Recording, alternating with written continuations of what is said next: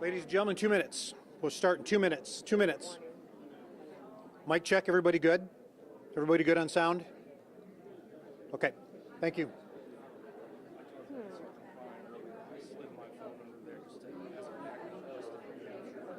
Okay, yep, should be grabbed after you guys are all done. Okay, sounds good.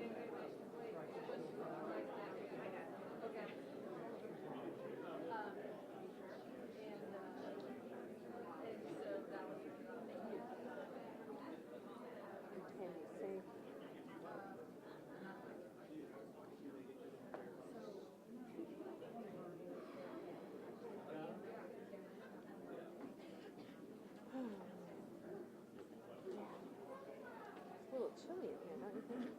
Well, you're staying warm. Great coat.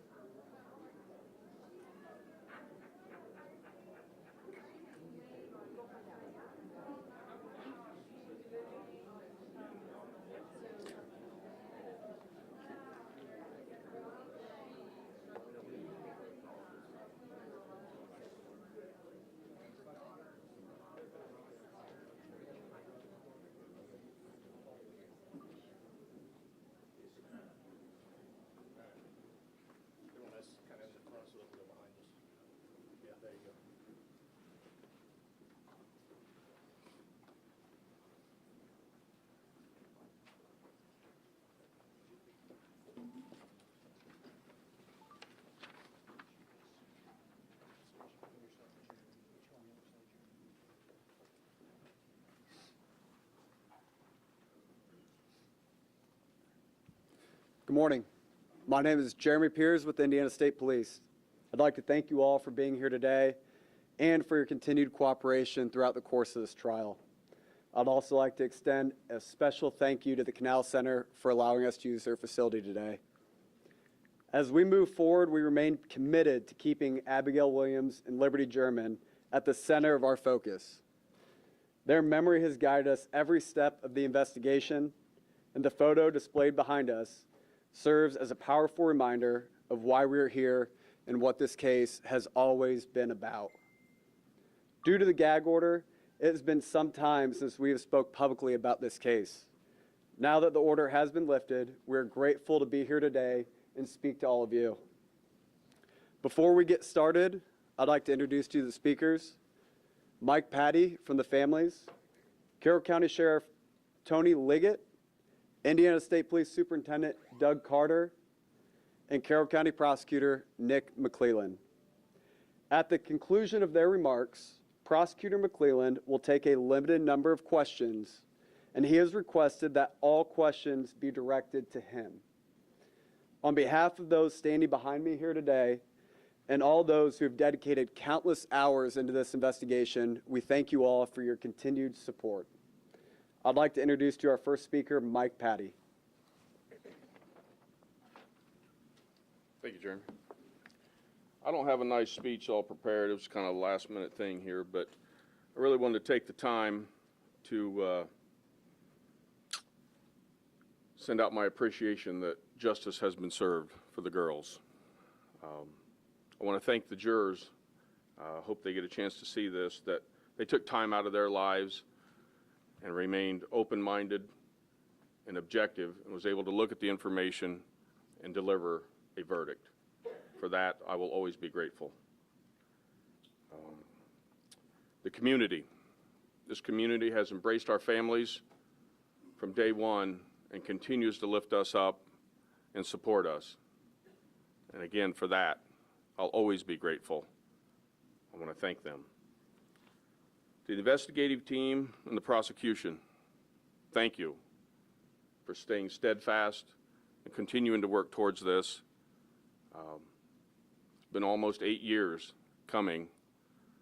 If I live to make it 80, it'll almost be 10% of my life that's been spent working on this. And to the judge, I want to thank her as well for her steadfast staying on course, staying on track, and helping us get through this. Thank you very much. Tony?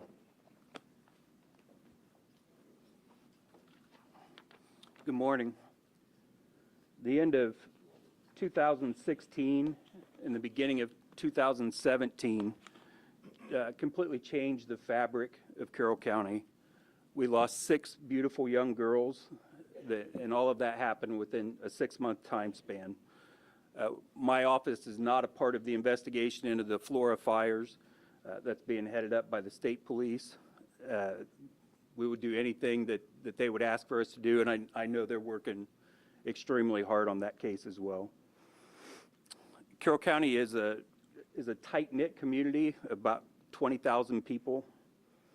It used to be a place where people didn't lock their doors. I believe that the verdict and the sentencing will help ease some of that sense of security for the people of Carroll County. The people who live here are very resilient. I think you can see that just in the families, the Germans, the Patties, the Williams. Carroll County is an amazing place to live, to work, to raise your family. I want to thank all of the people of Carroll County and the families for their patience during this investigation. I keep hearing the word closure. People are coming up to me saying, I bet that you're glad that there's finally closure. There will never be any closure in this case.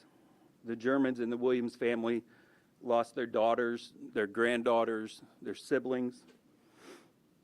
Justice, a form of justice was served, but it does not bring Abby or Libby back.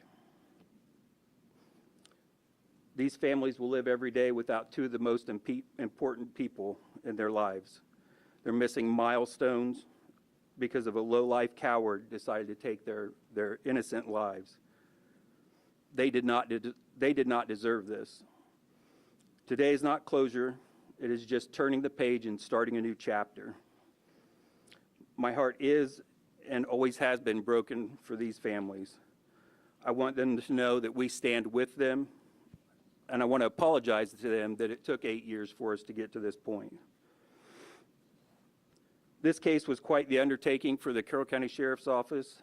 There are so many people that put a lot of time in assisting us with bringing it to a conclusion. You see a lot of them right here, and there are many that aren't standing up here. There are so many agencies to thank for standing by our side. Just to give you an idea of the support that we had just for the trial, we had 36 outside agencies help us for just the security during the trial. On the afternoon of February 14th, at least that many came to help us investigate this case. Everyone from detectives down to dispatchers to help investigate or just to answer phones. I remember a conversation after we found the girls with Jerry Holman about whether or not we were going to take the case or Indiana State Police were going to take the case. Well, it was not my decision. It was not my decision, but I knew we didn't have the resources needed to do this on our own.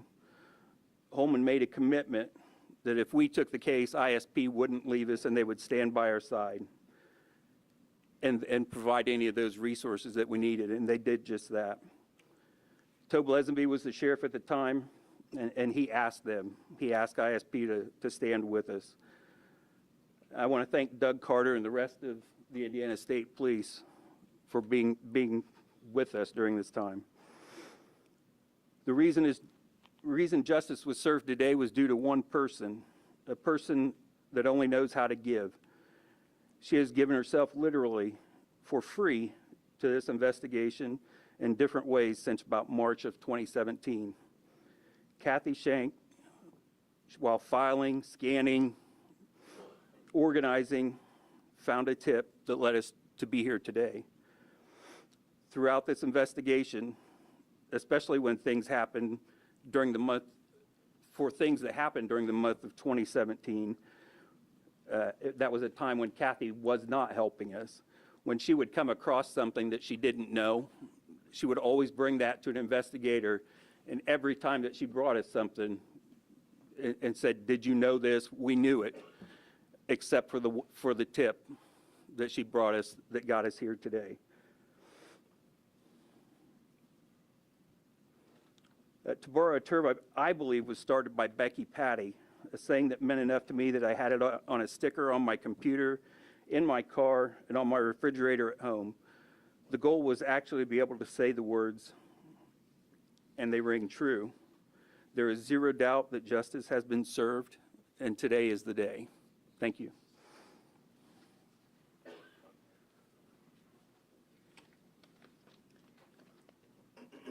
I had prepared remarks today, but I decided walking in here that I wasn't going to read them.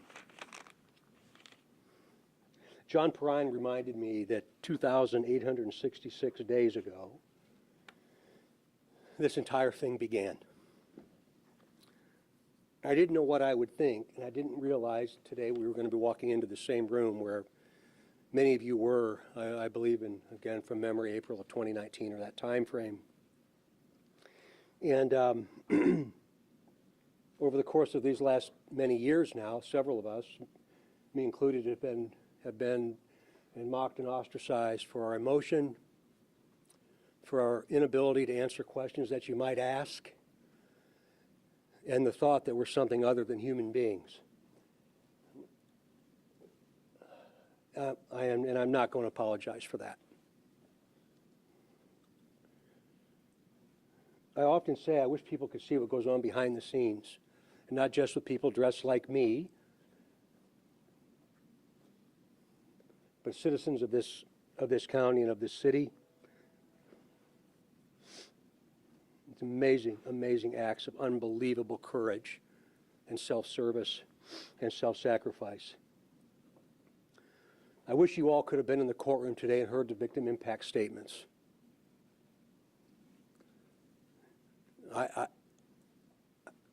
I'll always remember them.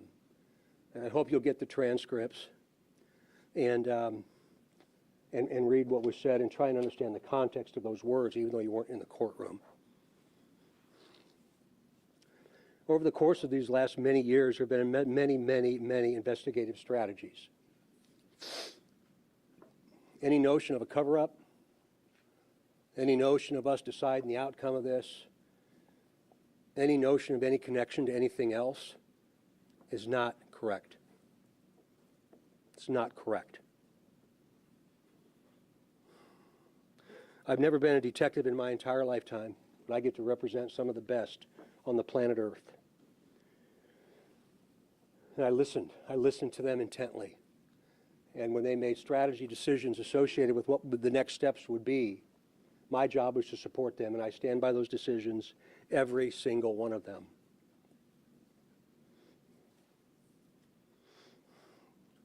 The gag order. We lived by that. We lived by that gag order. The defense did not. And it cost a human life.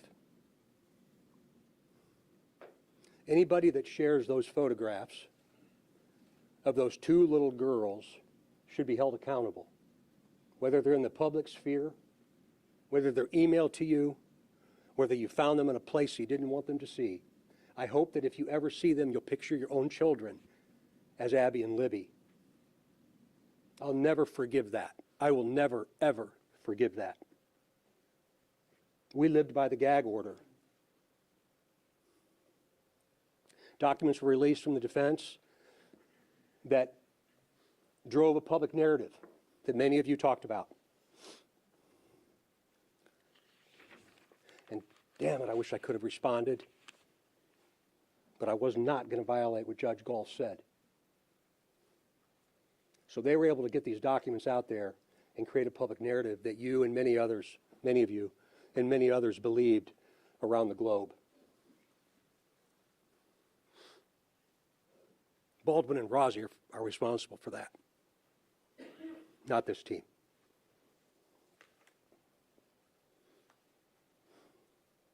The family effects, I think you'll see the words that were spoken by the folks that spoke today about their lives and how they've been forever changed, how they'll never be the same.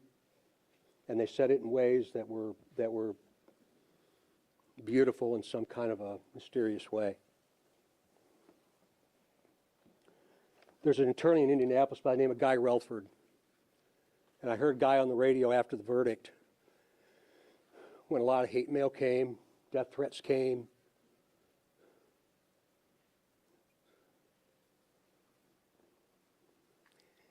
And I heard Guy Relford say that day on the radio, and I called him 15 minutes after he said it. And after 40 years in this business, I never thought about the jury's perspective. But he said the only people that mattered in that courtroom was the jury. And he went on to talk about, he's a very bright attorney. He went on to talk about what they can see that we can't, that you couldn't. They could see the defense. They could see the state. They could see the witnesses, feel the emotion, and they could see Richard Allen. I've never thought about that perspective because we have a singular view most times. You, me, it's human nature. Judge Gall was the keeper of the peace in that courtroom, but the people that mattered were those 12 jurors.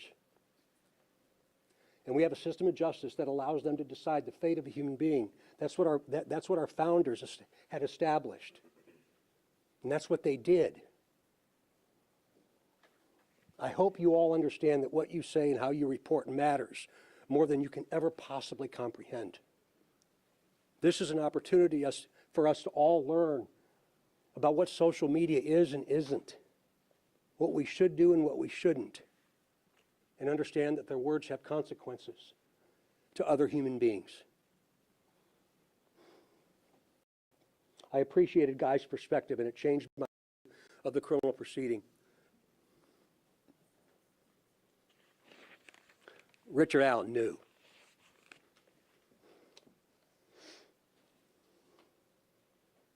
We live in a country where people can hate. People can say things about other people.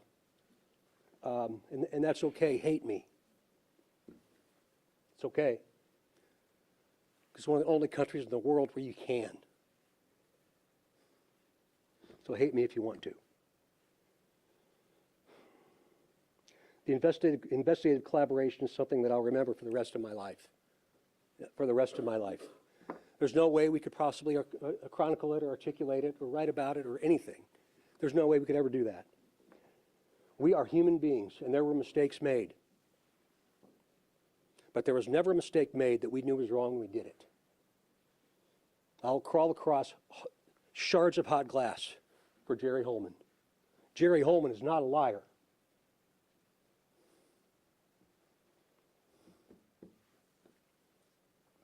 Jerry Holman gave the last 8 years of his life to something much greater than himself. We fussed with each other throughout the course of this in conclusion. We argued with each other. I remember Tobe and I had an argument right here in this other room in April of 19, as you should expect us to. There was no groupthink. We debated each other, as you should expect us to. But then the defense spins it into incompetence. It's ridiculous. It's ridiculous nonsense for Baldwin and Rozzi to have done that. And finally, most importantly, to the Delphi community and to the family of Abby and Libby. Words cannot possibly explain what we all feel. But what Nick McClellan did and the rest of the team that was associated with this, every single time it was about something other than themselves. It was about this community and that family. And we owe them a debt of gratitude that can never possibly be repaid. How about we start to heal now? How about we hit that reset button and understand that justice in this country was served, and if you don't like justice in this country, go do another one. Let's heal. Tone down the rhetoric. Stop all the politics and all the nonsense and all the conspiracy theories, and understand that we all tried the best we could. That should be the message to us and to our kids and to this most amazing place we call the United States of America. Well done. Thank you all.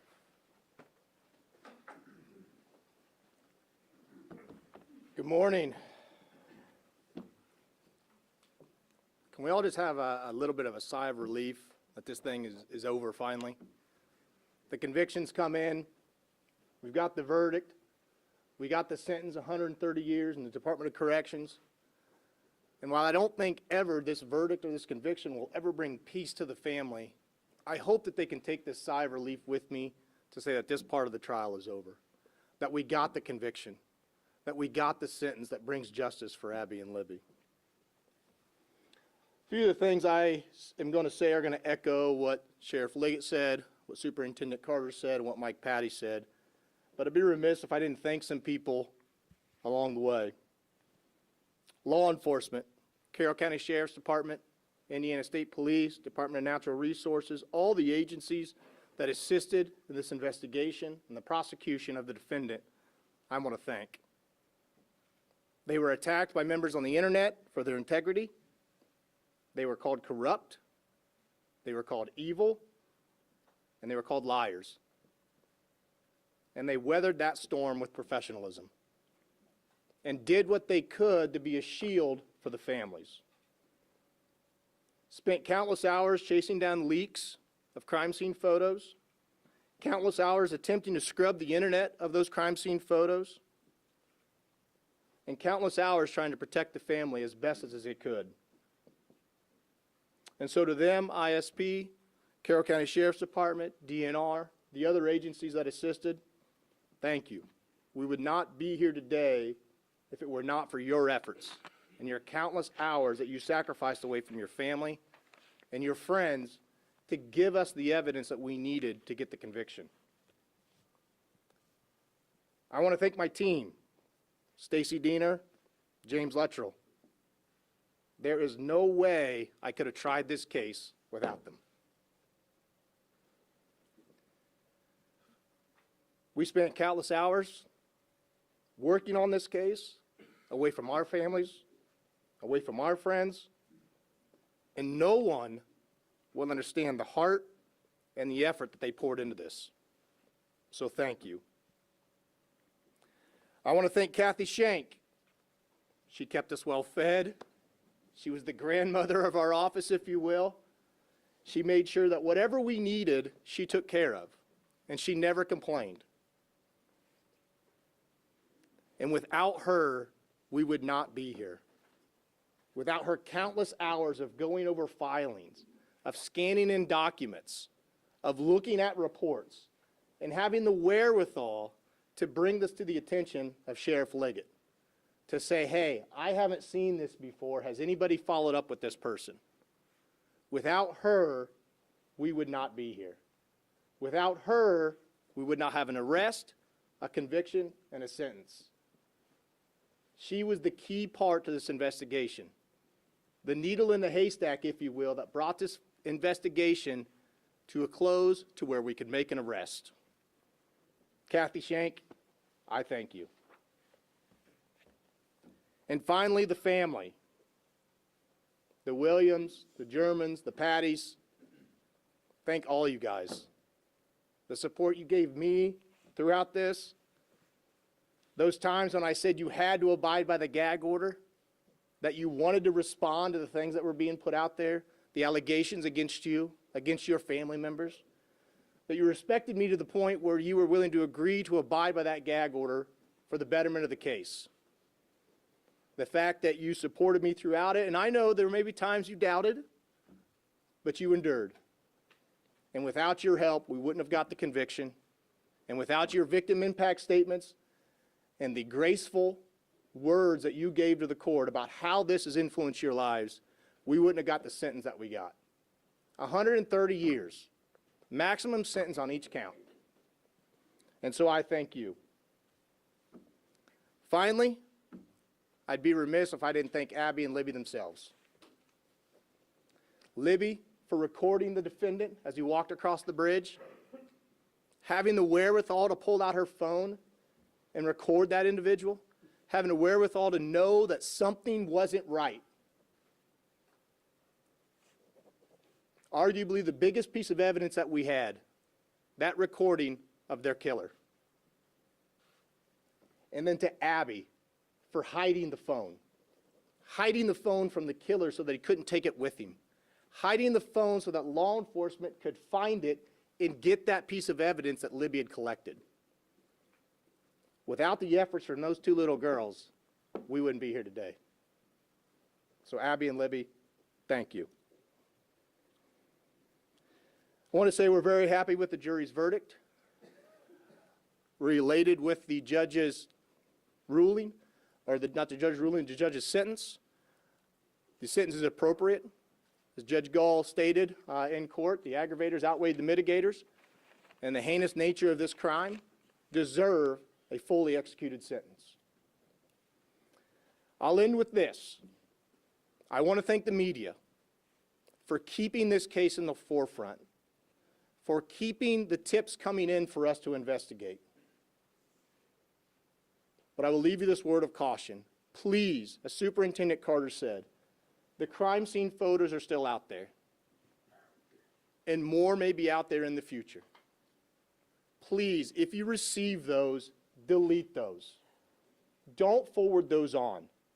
Don't re-victimize the family and the other family members. You can write whatever story you want and report however you want. You do not need those crime scene photos to do so. All it does is re-victimize the families and hurt the reputation of Abby and Libby. So please, if you get those, do not forward those on. If you get any other crime scene photos or autopsy photos or anything, don't forward those on. As Superintendent Carter said, imagine if they were your kids, your grandkids. You can write a story without having those pieces as part of the narrative. So please, do not forward those on.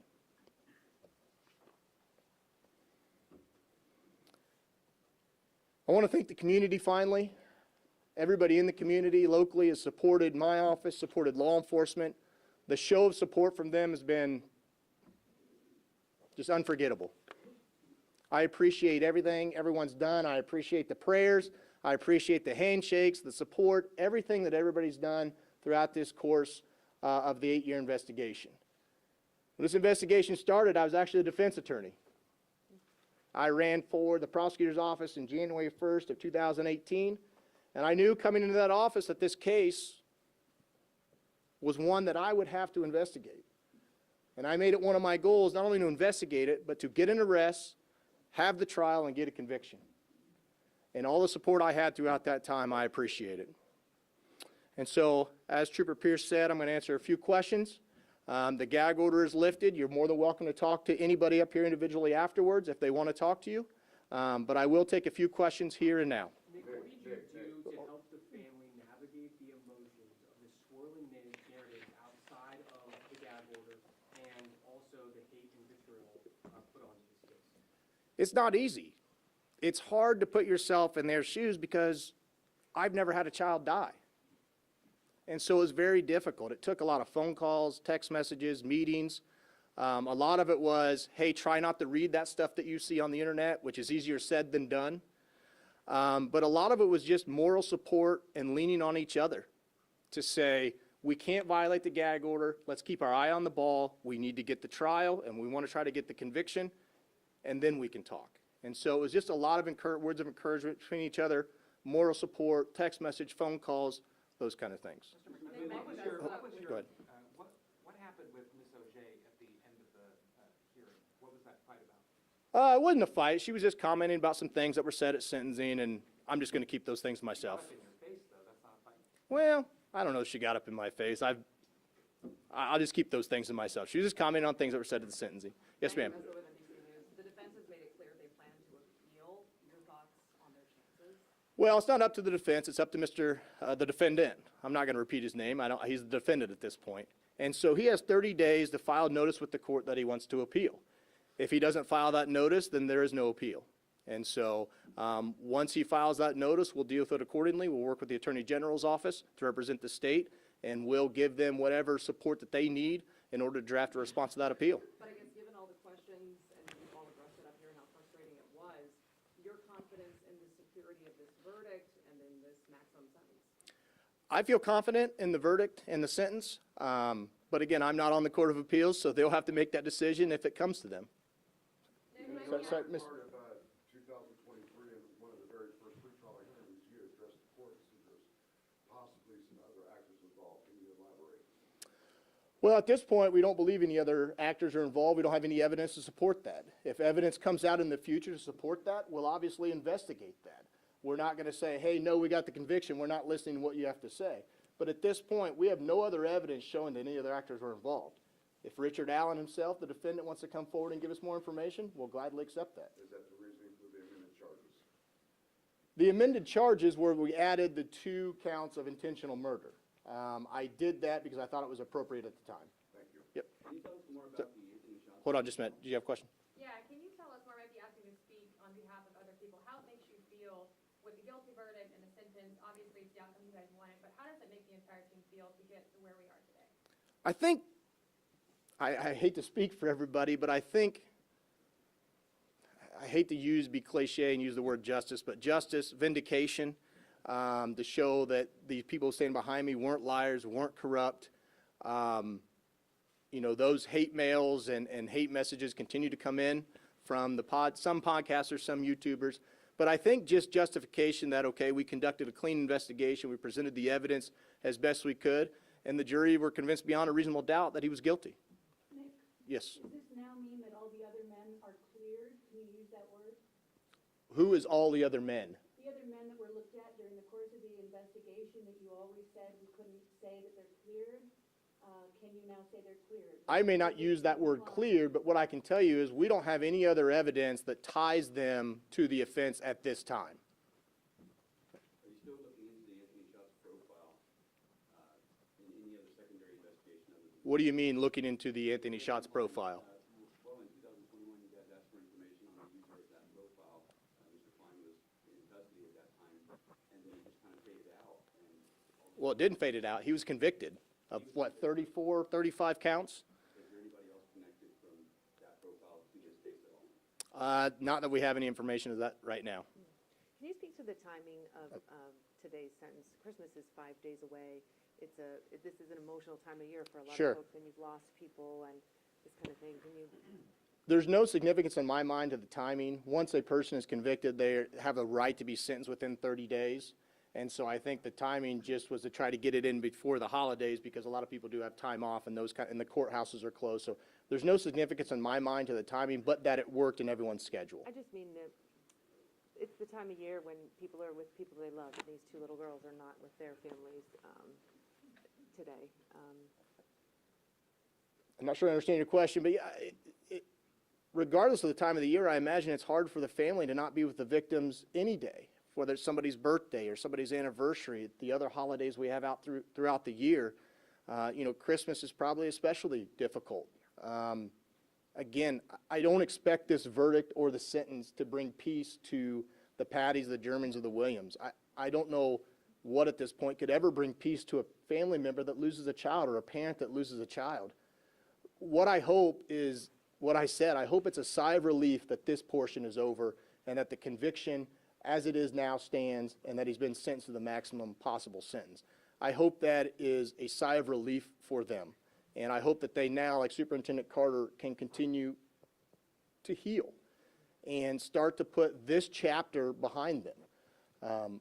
That's why the plea to the media, please do not recirculate those pictures, because all that does, as Mr. Erskine said in his victim impact statement, it's like a scab or a wound that scabs over that is constantly ripped open. It's a constant reminder that our loved ones are put in this vulnerable position. Nick, should people face criminal charges or any kind of charges if they do publish or share those pictures? My opinion is if the Indiana Code allows criminal charges to be pressed for those kind of thing, if something comes in my office, criminal charges will be pursued if the criminal code allows it.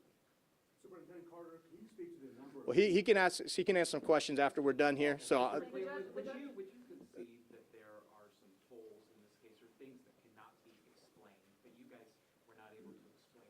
I'm not going to concede that, no. Go ahead. The judge spoke today to the defendant's conduct, specifically him rolling his eyes throughout Sure. the trial. Your take from your professional perspective, you've tried other cases, I'm sure you've watched him throughout the case. What was your reaction to how he was acting? It's hard for me to see him because the way we were seated, especially during the trial, we were kind of all crammed.